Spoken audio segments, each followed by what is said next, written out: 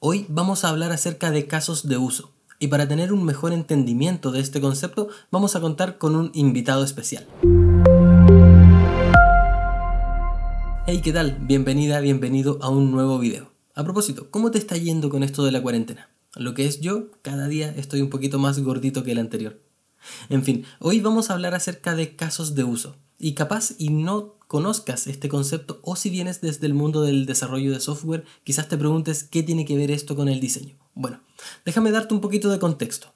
Hace unos días hicimos una masterclass de Adobe XD y precisamente el tema de esta tercera clase era el hacer prototipos, el crear prototipos interactivos que nos pueden servir o para presentarle el concepto de la aplicación o del sitio web que estamos haciendo a nuestro cliente o eventualmente para entregar al equipo de desarrollo y explicar de mejor manera qué es lo que hay que construir. Y una de las cosas que yo he visto y que es algo que yo mismo hice cuando estaba comenzando en esto de construir prototipos es que nosotros podemos caer en el problema de construir el prototipo y crear un solo prototipo y dentro de ese prototipo crear todos los enlaces que sean posibles.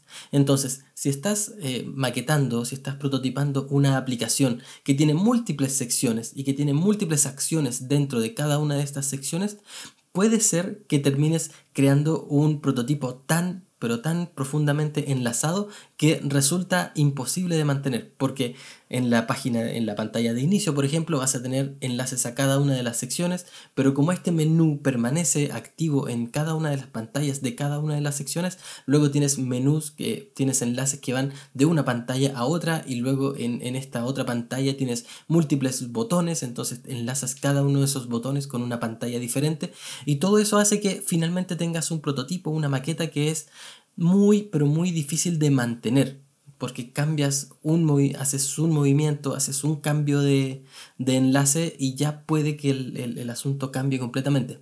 Por lo tanto, lo que yo recomendaba en esa lección es que hagamos varios prototipos dentro de un mismo proyecto, pero que cada prototipo sea el reflejo de uno de los casos de uso.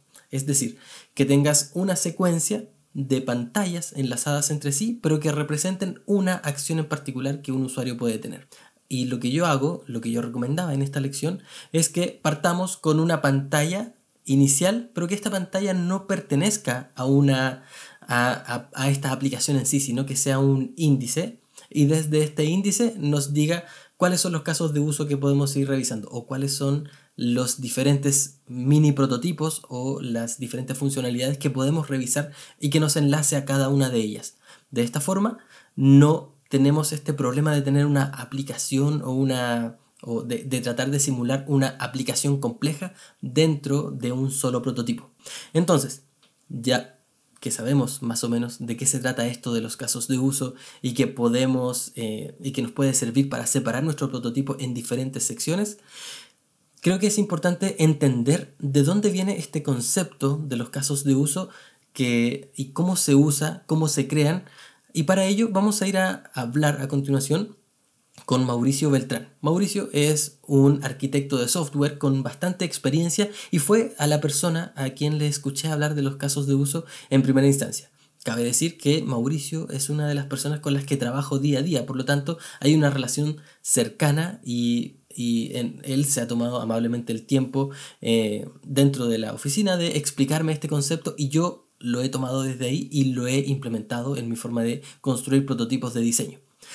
Lamentablemente no he encontrado mucha información online, ni en inglés ni en español, acerca de convertir casos de uso en prototipos o de separar los prototipos de esta forma, pero en mi experiencia personal me parece la forma más razonable de construir prototipos que sean funcionales y que permitan explicar de mejor manera el uso de una aplicación o de un sitio web a nuestros clientes o incluso entregárselo a los desarrolladores. Pero a continuación vamos a hablar con Mauricio Beltrán para que nos cuente un poquito más en detalle qué es un caso de uso y cómo se utiliza.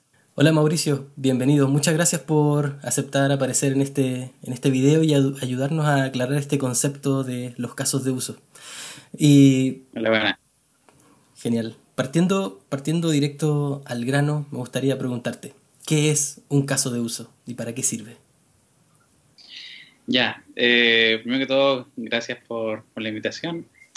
Eh, un caso de uso es básicamente la descripción de una acción. Mira qué sencillo. Es describir de la forma en que alguien hace algo a través, obviamente, de un sistema.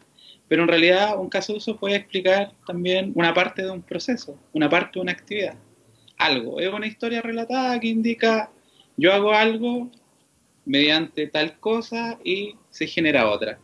Súper Perfecto. sencillo, súper práctico. Oye, y en el contexto del desarrollo de software, ¿qué funcionalidad o qué utilidad tiene crear estos casos de uso? Ya, mira, antes de responderte eso, te voy a situar en el contexto. Una de las cosas más difíciles que uno tiene como desarrollador de software es entender al cliente, ¿ya? ¿Qué es lo que quiere el cliente? ¿Qué es cuando él dice algo de su negocio, a qué se refiere? Y los casos de uso nos ayudan a entender qué es lo que el cliente quiere. ¿Por qué? Porque un caso de uso en realidad habla de actores, que son en este caso personas o sistemas, Ujú. trata también de procesos internos, o sea, qué es lo que se hace, y por último una salida, que al final qué es la respuesta o qué efecto va a tener ese caso de uso. Cuando uno empieza a aterrizar la idea o conceptos de los clientes, uno se empieza a dar cuenta de que escribiendo hay detalles que no vislumbraste cuando conversaste. Y ese tipo de dudas te ayudan también a ser aclaradas. Los casos de uso son bien prácticos. ¿Por qué? Porque son sencillos, tienen que ser ojalá los más acotados posible y tiene que quedar todo súper claro. Los casos de uso son parte esencial de la ingeniería de requisitos. O sea, nos ayudan a nosotros a entender qué es lo que quiere el cliente y básicamente para qué y cómo lo vamos a hacer. Perfecto, perfecto. Yo sé que estos casos de uso tienen una forma de graficarse que es bien particular. Entiendo que se Uh -huh. llama UML. No sé si puedes contarnos un poquito acerca de cómo se grafica un caso de uso. Sí, igual hay que hacer una diferencia, porque en realidad el caso de uso en sí es escrito. Ok, ¿Ya? El caso, ¿ya? Y de lo que tú me hablas, la representación gráfica son los diagramas de caso de uso. Es una palabra de diferencia, pero que te cambia un sí, sí. contexto bastante amplio. Un diagrama de caso de uso, bueno, UML es un estándar en la ingeniería de software para poder representar sistemas. Uno puede elaborar distintos tipos de diagramas o representaciones gráficas de cómo algo hace en qué contexto. Y como un profesor que tuve hace un tiempo atrás decía, estos son cajas y flechas que representan entradas, procesos y salidas. O sea, no es nada más que eso, no es nada más complejo que eso. Ahora, el diagrama de casos de uso dentro de ML es una representación de los casos de uso escritos, en lo cual uno ve actores por una parte, el sistema por otro, y cada una de las acciones que ese actor tiene sobre el sistema. Por ejemplo, supongamos un login, un típico login. Ajá. Nosotros tenemos nuestro usuario, ¿cierto? O nuestra interfaz web, ¿cierto? Y tenemos nuestro sistema. Y la acción que ese usuario va a generar sobre el sistema es loguearse, ¿cierto? Por lo tanto, tendríamos nuestro actor, que es el usuario, nuestro sistema, que es nuestro sistema, y dentro hay una cajita que indica que dice loguearse, y una flecha que une este actor con esta acción. ¿Ya? Eso es una representación gráfica de lo que es muy básicamente un diagrama de casos de uso. Perfecto. Esa misma representación gráfica, ya en un caso de uso explícito, tiene una sección que se llama actores, que son todas aquellas personas u sistemas que interactúan con el sistema. Después viene una breve descripción de lo que hace el caso de uso, por ejemplo, en este caso sería loguearse, ¿cierto? Y después viene una serie de pasos uno por uno que indican qué es lo que hace el actor con respecto a este caso uso que estoy mencionando. Entonces supongamos que en el caso del logueo diríamos, ya, paso número 1, el usuario ingresa su usuario, paso número 2, el usuario ingresa su contraseña, paso número 3, el usuario hace clic en el botón. Paso número 4, el sistema notifica el login exitoso y listo, ahí se acaba el caso de uso. ¿Ya? Porque en realidad lo que después pase es parte de otro caso de uso. Perfecto. Perfecto, claro, contexto. Entonces, ¿cuál es la gracia de los casos de uso a este nivel? Que uno puede empezar a capturar excepciones. Por ejemplo, ¿qué pasa si un usuario, al apretar el botón, el sistema de validación está caído. Entonces uno añade extensiones más abajo y dice ya, en el paso número 3, en realidad lo que ocurre es que el sistema no logueó. Entonces el sistema dijo, no sé, el match usuario clave no es correcto. Entonces, bueno, ya, no es correcto, entonces el sistema que va a hacer va a emitir una alerta de usuario o contraseña incorrecto. ¿Ya? Entonces eso nos ayuda a nosotros ya a empezar a tener una visión un poquito más completa de todo lo que conlleva una acción tan simple como loguearse. Algo tan sencillo como validar que en realidad que haya ingresado el texto, que haya ingresado la contraseña, etcétera, etcétera, etcétera. Y eso nos empieza a ayudar a entender realmente qué es lo que hace un logueo por detrás. O sea, es una serie de pasos que al final generan una salida o un efecto sobre el mismo sistema. ¿Ya? Perfecto, queda súper, súper clarito. Y en un contexto de proyecto de desarrollo de software en donde se está pensando en crear una funcionalidad o crear un sistema nuevo, ¿cuáles son las personas que interactúan en la definición o la creación de estos casos de uso? Bueno, los casos de uso generalmente son para dar una solución al negocio, por lo tanto, lo lógico es que el cliente esté siempre, sí o sí. Okay. Y obviamente, en este caso podría ser el analista o el ingeniero de requisitos, depende mucho del contexto empresarial en el que nos encontremos. Inclusive puede ser hasta el mismo desarrollador, el mismo ingeniero de software, la función que sea. Claro.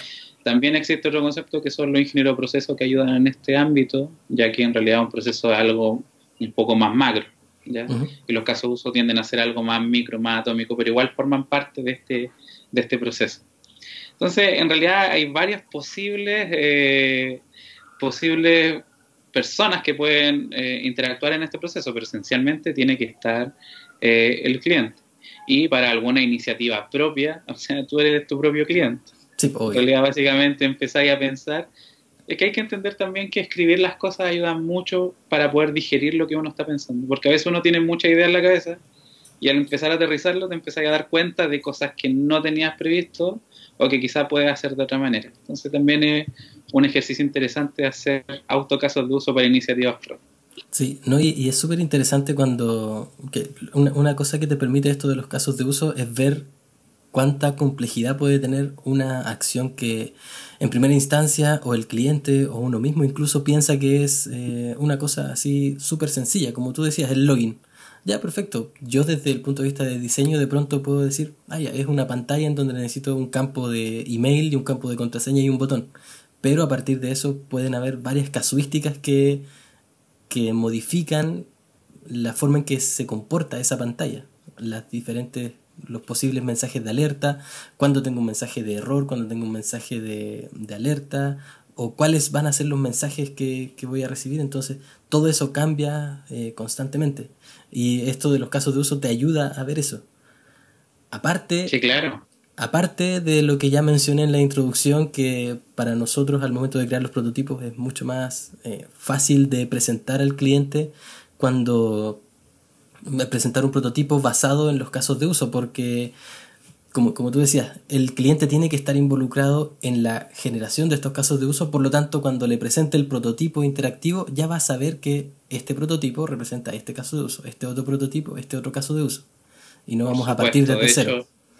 Sí, no, es una muy buena práctica poder hacer eso. ¿Por qué? Porque cuando tú conversas con el cliente, estamos hablando todo el mundo la idea. Cuando tú ya entras a algo tangible, como un wireframe, como un sketch o un prototipo ya un poco más avanzado, el cliente se empieza a dar cuenta que quizás la forma en que él lo planteó no era lo que él quería. Y eso pasa mucho. De hecho, yo me diría que pasa siempre. En realidad, pese a que uno hace lo que realmente el cliente quiere, él se da cuenta que eso no era lo que quería o no exactamente como lo quería. Entonces, es una de las tantas herramientas e insumos que hay en la ingeniería de software para poder abordar una problemática de mejor manera. Perfecto. Creo que con eso cubrimos todo el material que quería saber o que quería compartir con nuestro público en esta ocasión. No sé si se nos queda algo en el tintero que quieras agregar? Sí, quizá voy a hablar de otra cosa, pero que está directamente relacionada con los casos de uso. Muchas personas quizá asocian los casos de uso a las prácticas muy clásicas de la ingeniería de software y encuentran que es una pérdida de tiempo. La verdad es que producto del movimiento ágil y obviamente de toda esta revolución que es la industria del desarrollo de software, se tiende a agilizar estos procesos y es ahí cuando nacen las historias, ¿ya? Pero hay un concepto que es muy, muy interesante, asociar el caso de uso a historias, porque tú cuando escribes un caso de uso, yo les mencionaba que uno define actores, una descripción y el paso desglosado paso a paso. Ajá. Quizás hacer eso consume mucho tiempo, hacer el paso a paso. ¿Qué es la historia? La historia es básicamente la descripción de un caso de uso. Entonces ahí uno hace el nexo entre un caso de uso y una historia para que se entienda que no es que sean incompatibles, sino que son complementarios, ¿ya? Me gustaría hacer ese pequeño alcance porque obviamente ingeniería de software clásica, no, una pérdida de tiempo, versus el agilismo que en realidad trata de optimizar de mejor manera nuestros tiempos de desarrollo, ¿ya? Sí, esa era como la única salvedad. Claro, y ahí supongo que dependerá de cada caso, de cada contexto, si irse por algo más ágil o por algo más clásico. Mira, hay que entender que todas estas cosas son para poder comprender problemas. Aquí no estamos hablando que uno hace casos de usos para documentar. La documentación es un efecto de poder entender un problema, ¿ya? Por lo tanto, lo que sea mejor para cada persona, o sea, si yo entiendo esto conversando con el cliente y con eso estoy listo, perfecto. Si tengo que desglosar este gran sistema en pequeños pedacitos y cada uno de esos pedacitos hacer una historia, perfecto. Lo entendí con la historia y vamos al grano. Ahora, si el caso es más complejo y en realidad necesitáis un paso a paso, el caso de uso es tu mejor aliado, o sea, sin duda. Perfecto. Muchas gracias, Mauricio, por tomarte el tiempo de compartir tu experiencia con nosotros. Para terminar, ¿dónde la gente que nos está viendo puede encontrar más información sobre ti, sobre tu trabajo? Mira, pueden encontrar en mi página de LinkedIn, ahí buscan Mauricio Beltrán. Probablemente voy a ser amigo tuyo y si no soy, te voy a agregar. También me pueden encontrar en Medium como mbeltrancl. Y básicamente ahí por ahí me muevo. Ya, genial, Mauricio. Muchas gracias. Muchas gracias a ti. Hasta la próxima. Chao, chao. Chao, chao. Y bien, eso ha sido todo por ahora. Espero que el contenido de este video te haya resultado de utilidad y te sirva en tu trabajo día a día para construir prototipos interactivos de mejor manera y tener una mejor relación de interacción y comunicación con las áreas de desarrollo. Nuevamente, muchas gracias a Mauricio por tomarse el tiempo de compartir sus conocimientos con nosotros y por lo pronto yo me despido hasta un próximo video. Te mando un abrazo. Chau, chau.